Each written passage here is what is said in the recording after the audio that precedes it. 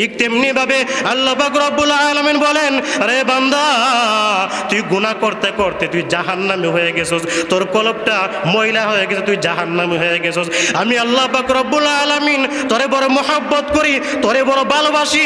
সেই মহব্বত করার কারণে, ভালোবাসার কারণে আমি তোকে শাস্তি দেই, আমি তোকে আযাব দেই, আমি তোকে মুসিবত দিই। তুই যখন মুসিবতে পড়ে কাঁদতে থাকস, আমি আল্লাহকে ডাকতে থাকস, আমি আল্লাহ বলি বান্দারে একটু ধৈর্য ধারণ কর, একটু সবর কর, একটু কষ্ট কর, আমি আল্লাহ তোরে পবিত্র করতেছি। আমি আল্লাহ তোকে পবিত্র করে এমন এক জান্নাত দান করব, যে জান্নাতের বর্ণনা একটু আগে আপনাদেরকে আমি বললাম, যে সুখের জিনিস দুনিয়ার কোনো চোখ দেখে নাই, কোনো কান শুনে নাই, কোনো অন্তর কখনো কল্পনাও করতে পারে না। বিশ্বাস করত, বিশ্বস্ত মনে করত, অনেক মহব্বত করতে ভালোবাসত।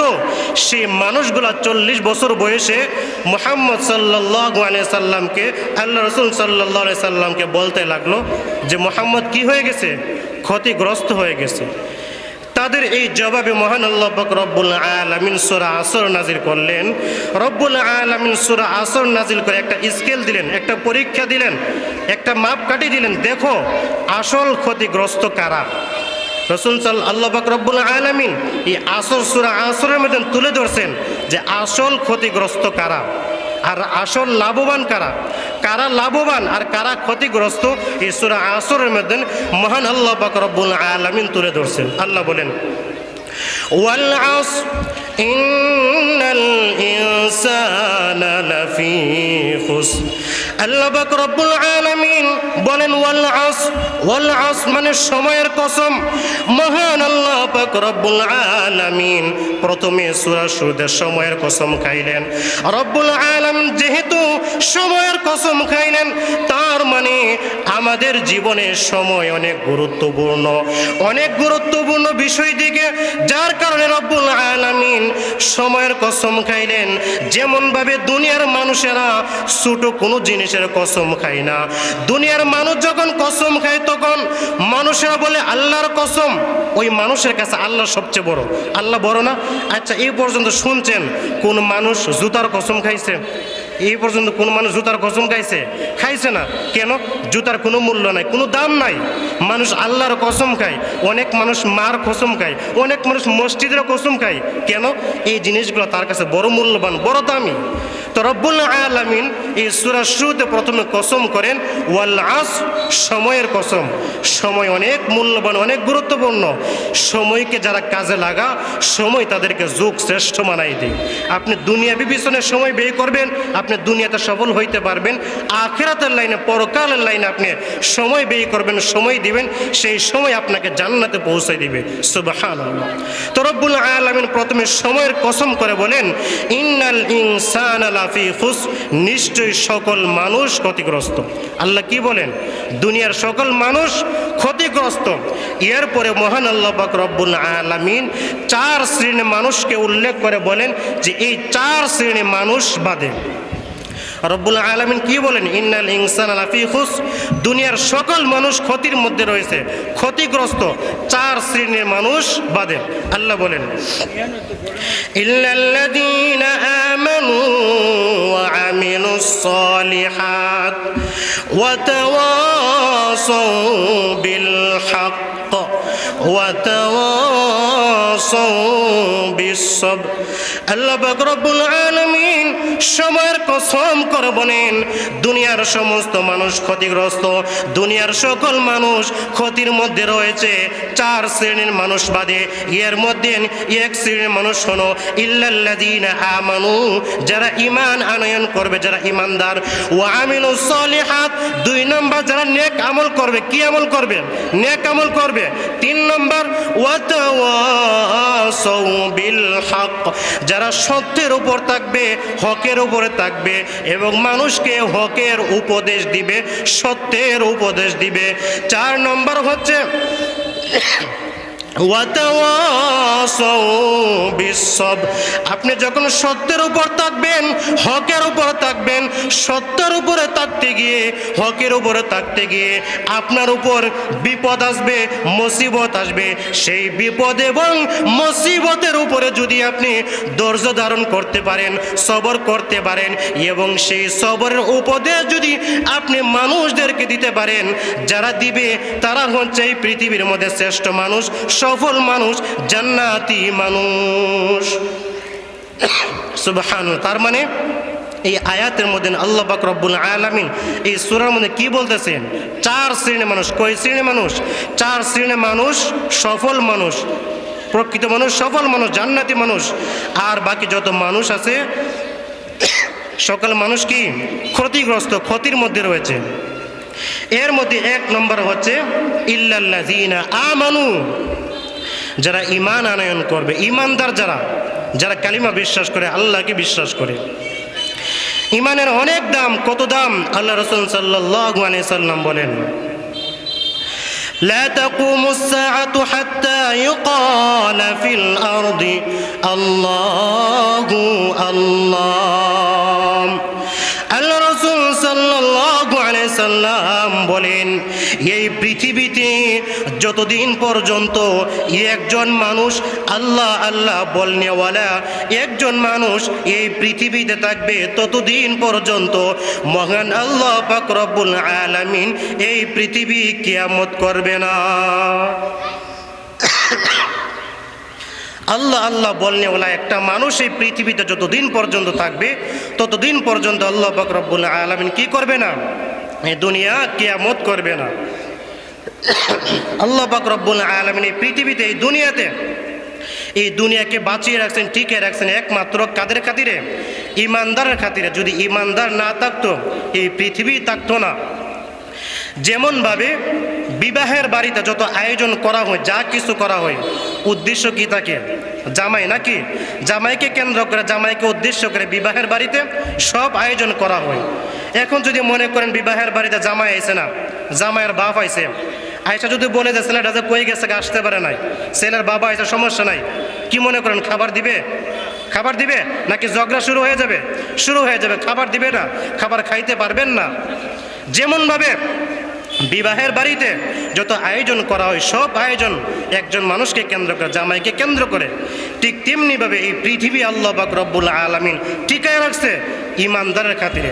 একজন ঈমানদার যতদিন পর্যন্ত এই পৃথিবীতে থাকবে, ততদিন পর্যন্ত মহান আল্লাহ পাক রব্বুল আলামিন কি করবে না? পৃথিবী ধ্বংস করবে না।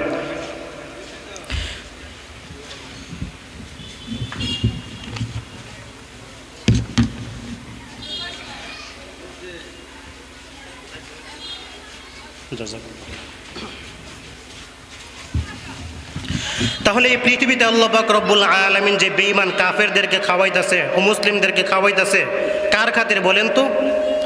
জামাইয়ের খাতিরে। কার খাতিরে? ঈমানদারের খাতিরে। কাদের খাতিরে? ঈমানদারের খাতিরে। যেমনভাবে বিবাহের বাড়িতে জামাইকে কেন্দ্র করে সকল মানুষ খায়, এমনকি বাড়ির কুত্তা বিলাই পর্যন্ত তো খায় নাকি? খাই তো। ঠিক তেমনিভাবে আল্লাহ পাক রব্বুল আলামিন দুনিয়া টিকে রাখছেন একমাত্র কার খাতিরে? ঈমানদারের খাতিরে। আর না হয় আল্লাহ পাক রব্বুল আলামিন পৃথিবী টিকে রাখলো না। তো ঈমান কি জিনিস, ঈমান কত দামি জিনিস, ওই দিকে চলতে গেলে ঘন্টার ঘন্টা সময় লাগবে। ওই দিকে আমি যাব না, সংক্ষিপ্ত আমি কথা শেষ করার চেষ্টা করবো ইনশাআল্লাহ। তো আল্লাহ পাক রব্বুল আলামিন আমাদেরকে খাওয়াইতেছেন, পালতেছেন সকল মানুষদেরকে ঈমানদারের খাতিরে।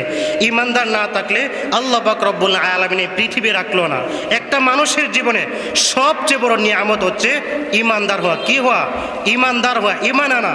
যে ঈমান থাকলে একটা মানুষ জান্নাতে যাবে, যে ঈমান না থাকলে মানুষটা কোথায় যাবে?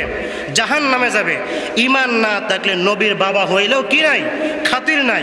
আর ঈমান নাই, বেলাল হাফসি কালো, দেখতে বিশ্রী, দেখতে কালো, গোলাম হাফসি গোলাম, সেই বেলালের কত ইজ্জত আর সম্মান।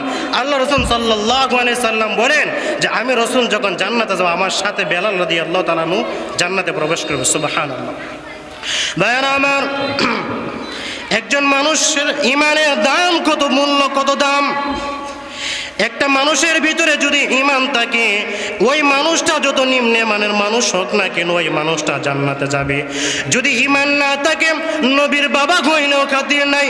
ইব্রাহিম আলাইহিস সালাম বাবা সম্পর্কে দোয়া করলেন, রব্বুল আলামিন, আয় আল্লাহ, আমার বাবা যে আজরটা করছিল, আয় আল্লাহ, আমার বাবাকে আপনি মাফ করে দেন। আল্লাহ পাক রব্বুল আলামিন বলেন, ইব্রাহিম, তুমি কি আমার বিধান ভুলে গেছো? আমি আল্লাহ ঈমান না আনলে কাউকে মাফ করি না। ইব্রাহিম আলাইহিস সালামের বাবা হওয়া সত্ত্বেও, নবীর বাবা হওয়া সত্ত্বেও ঈমান না আনার কারণে জান্নাত পাবে না। হযরত লূত আলাইহিস সালামের সন্তান কেনান নবীর সন্তান হওয়া সত্ত্বেও ঈমান না আনার কারণে জান্নাত পাবে না। হযরত লূত আলাইহিস সালামের স্ত্রী নবীর স্ত্রী হওয়া সত্ত্বেও জান্নাত পাবে না। কেন পাবে না? ঈমান আনে নাই। ওইদিকে ফেরাউনের স্ত্রী হযরত আসিয়া রাদিয়াল্লাহু তাআলা আনহা কাফেরের স্ত্রী হওয়া সত্ত্বেও জান্নাতে যাবে। কেন যাবে? ঈমান আনার কারণে। ওইদিকে আল্লাহ রাসূল সাল্লাল্লাহু আলাইহি সাল্লামের চাচা আবু তালেব নবীজিকে অনেক মহব্বত করতেন, এত মহব্বত করতেন, এত ভালোবাসতেন, যার বর্ণনা দিয়ে শেষ করা যাবে না। ওই আবু তালেবে কিন্তু জান্নাতে যাবে না। কেন যাবে না? ঈমান না আনার কারণে। আবু তালেবের ইন্তেকালের সময় আল্লাহ রাসূল সাল্লাল্লাহু আলাইহি সাল্লাম বলেন, ওগো আমার চাচা, সারাটা জীবন আপনি অনেক মহব্বত করছেন, ভালোবাসেন, আমার জন্য অনেক খুশি করেছেন। ওগো আমার চাচা, শুধু একটি বার আপনি পড়েন লা ইলাহা ইল্লাল্লাহু মুহাম্মাদুর রাসূলুল্লাহ। ওগো আমার চাচা, শুধু একটি বার আপনি কালিমাটা পড়েন, বাকি জান্নাতে নেওয়ার দায়িত্ব আমার। কিন্তু আবু তালেব কালিমা পড়ে নাই। কালিমা না পড়ার কারণে আবু তালেব কোথায় যাবে? জাহান্নামে যাবে। তাহলে এক নম্বর ঈমান। ঈমান আমাদের জীবনের সবচেয়ে বড় গুরুত্বপূর্ণ বড় নিয়ামত হচ্ছে ঈমান। দুই নম্বর হচ্ছে ওয়া আমিলুস সলিহাতি। দুই নম্বর হচ্ছে নেক আমল। কি আমল?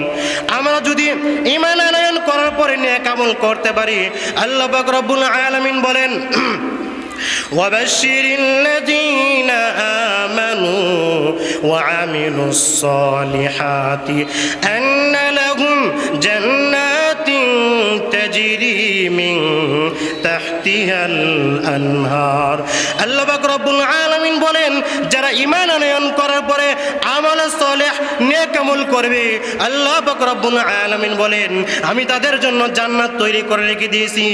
এমন জান্নাত করে রেখে দিয়েছি যে জান্নাতের তলদেশ দিয়ে নহর প্রবাহিত হয়। আল্লাহ পাক রব্বুল আলামিন আরেক আয়াতে বলেন, মান আমিলা সলিহাম মিন যাকারিন আও উনসা ওয়া হুয়া মুমিন ফালানুহিয়ান্নাহু হায়াতান তাইয়্যিবা। আল্লাহ পাক রব্বুল আলামিন বলেন, যারা ঈমান আনয়ন করার পরে যে ঈমানদার আমল সলিহ নেক আমল করবে, আল্লাহ পাক রব্বুল আলামিন বলেন, ফালানুহিয়ান্নাহু হায়াতান তাইয়্যিবা, আমি তাদেরকে উত্তম জীবন দান করব, আমি তাদেরকে সুখী জীবন দান করব। ওয়ালানাজিয়ান্নাহুম আজরাহুম বিআহসানি মা কানু ইয়ামালুন, এবং তাদের কাজের শ্রেষ্ঠ উপহার আমি তাদেরকে জান্নাত দান করব, এমন সুন্দর জান্নাত দান করব। আল্লাহ পাক রব্বুল আলামিন বলেন, ক্বালাল্লাহু তাআলা আ'দাতু লিইবাদিয়াস সালিহিন মা লা আইনুন রাআত ওয়ালা উযুনুন সামিআত ওয়ালা খাতারা আলা কলবি বাশার। আল্লাহ পাক রব্বুল আলামিন বলেন, যারা ঈমান আনয়ন করার পরে আমল সলিহ নেক আমল করবে, আমি আল্লাহ পাক রব্বুল আলামিন তাদেরকে এমন জান্নাত দান করব, মা লা আইনুন রাআত, এমন সুন্দর জিনিস, এমন সুখের জিনিস দুনিয়ার চক্ষু কখনো দেখে না। এমন সুন্দর হইতে পারে, এমন সুন্দর জিনিস পৃথিবীতে থাকতে পারে, দুনিয়ার কোন চোখ জিন্দেগিতে কখনো দেখে নাই। ওয়ালা উযুনুন সামিআত, এমন সুন্দর জিনিস, এমন সুখের জিনিস দুনিয়াতে হইতে পারে, দুনিয়ার কান কখনো শুনে নাই। ওয়ালা খাতারা আলা কলবি বাশার, দুনিয়ার অন্তর কখনো কল্পনা করতে পারে না এমন সুখের জিনিস, এমন শান্তির জিনিস যে থাকতে পারে, এই অন্তর কখনো কল্পনাও করতে পারে না এমন সুখের জিনিস, এমন শান্তির জিনিস জান্নাত আল্লাহ পাক রব্বুল আলামিন আমাদেরকে দান করবে। কোন কারণে বলেন? ঈমান এবং আমল সালেহ, নেক আমল করলে। তারপরে ওয়াতাওয়াসাউ বিল হক, যারা সত্যের উপরে থাকে, সত্য কথা বলে সত্যের উপরে থাকে এবং মানুষদেরকে কি করে সত্যের উপদেশ দেয়। তারপরে 4 নম্বর ওয়াতাওয়াসাউ বিসসবর, যারা সবরে, যারা হকের উপর থাকতে গিয়ে বিপদে মুসিবতে যারা ধৈর্য ধারণ করে সবর করে। আপনি যখন হকের উপরে থাকবেন আপনার উপর বিপদ আসবে, মুসিবত আসবে। আর এই বিপদ মুসিবত আল্লাহ পাক রব্বুল আলামিন দিয়ে থাকেন মানুষদেরকে পরীক্ষা করবার জন্য। কিসের কারণে বলেন তো? পরীক্ষা করবার জন্য। আবার কখনো কখনো বিপদ মুসিবত দিয়ে মানুষটাকে পবিত্র করে জান্নাতি বানাইবার জন্য। মানুষ যখন একটা গুনাহ করে তার কলবে একটা দাগ পড়ে, আরেকটা গুনাহ করে আরেকটা দাগ পড়ে, এমনভাবে তার কলবটা একসময় কালো হয়ে যায়। কালো হয়ে যাওয়ার পরে মানুষটা একসময় জাহান্নামী হয়ে যায়। এই মানুষটাকে আল্লাহ পাক রব্বুল আলামিন জান্নাতি বানাইবার জন্য তাকে আল্লাহ বিপদ দিয়ে মুসিবত দিয়ে তার জীবনের সমস্ত গুনাহ মাফ করে তাকে জান্নাতে যাওয়ার জন্য তৈরি করে রেডি করে দিবে। যেমনভাবে ছোট্ট বাচ্চা দেখবেন, ছোট্ট বাচ্চার শরীরে ময়লা লাগলে, কাদা লাগলে, মনে করেন ছোট্ট বাচ্চার শরীরে পায়খানা লেগে আছে, মা তার সন্তানকে অনেক মহব্বত করে ভালোবাসে, কিন্তু বাচ্চার শরীরে পায়খানা লেগে আছে, ওই সময় মা কিন্তু তার সন্তানকে কোলে নেয় না, চুমু দেয় না। কেন দেয় না? বাচ্চার শরীরে ময়লা লেগে আছে। ওই সময় মা কি করে? তার সন্তানকে গোসলখানায় নিয়ে যায় গোসল করাইবার জন্য। ওই সময় ছোট্ট বাচ্চা ছুটার জন্য ছটপট করতে থাকে, ছুটার জন্য, বাঁচার জন্য, কিন্তু মা এমনভাবে সন্তানকে ধরে, পুলিশ যেমন আসামিকে ধরে, মা ওইমনভাবে সন্তানকে ধরে। সন্তান কান্না করে, ছুটার জন্য ছটপট করে, কিন্তু মার অন্তরে কোনো আঘাত লাগে না, মার অন্তরে কোনো মায়া লাগে না। মা তার সন্তানকে ছাড়ে না, মা তার সন্তানকে শরীর মারাইয়া গোসল করা। কেন করা? মা জানে আমি আমার সন্তানকে কোনো আযাব দিতেছি না, আমি আমার সন্তানকে কোনো কষ্ট দিতেছি না, আমি আমার সন্তানকে পরিষ্কার করাইয়া আমি আমার সন্তানকে যখন নতুন কাপড় পরিধান করাইব তখন আমি আমার সন্তানকে কোলে নিতে পারবো, আমি আমার সন্তানকে চুমু দিতে পারবো। ঠিক তেমনি ভাবে আল্লাহ পাক রব্বুল আলামিন বলেন, আরে বান্দা, তুই গুনাহ করতে করতে তুই জাহান্নামী হয়ে গেছস, তোর কলবটা ময়লা হয়ে গেছে, তুই জাহান্নামী হয়ে গেছস। আমি আল্লাহ পাক রব্বুল আলামিন তোরে বড় মহব্বত করি, তোরে বড় ভালোবাসি। সেই মহব্বত করার কারণে, ভালোবাসার কারণে আমি তোকে শাস্তি দেই, আমি তোকে আযাব দেই, আমি তোকে মুসিবত দিই। তুই যখন মুসিবতে পড়ে কাঁদতে থাকস, আমি আল্লাহকে ডাকতে থাকস, আমি আল্লাহ বলি, বান্দারে একটু ধৈর্য ধারণ কর, একটু সবর কর, একটু কষ্ট কর, আমি আল্লাহ তোরে পবিত্র করতেছি। আমি আল্লাহ তোকে পবিত্র করে এমন এক জান্নাত দান করব, যে জান্নাতের বর্ণনা একটু আগে আপনাদেরকে আমি বললাম, যে সুখের জিনিস দুনিয়ার কোনো চোখ দেখে নাই, কোনো কান শুনে নাই, কোনো অন্তর কখনো কল্পনাও করতে পারে নাই। এমন সুখের জিনিস, এমন শান্তির জিনিস আল্লাহ পাক রব্বুল আলামিন কাদেরকে দান করবেন বলেন? 4 শ্রেণীর গুণ যাদের ভিতর আছে তাদেরকে আল্লাহ পাক রব্বুল আলামিন দান করবেন। তাহলে আমরা সকলে ইমানদার তো আমরা এই ইমানের উপরে ইস্তেকামত থাকবো, অটল থাকবো। সময় কম, যার কারণে বিস্তারিত বলার সুযোগ পাই নাই, নামাজের সময় হয়ে গেছে। যতটুকু বললাম আল্লাহ পাক রব্বুল আলামিন আমাদেরকে এই কথার উপর বুঝার আমল করার তৌফিক দান করুন।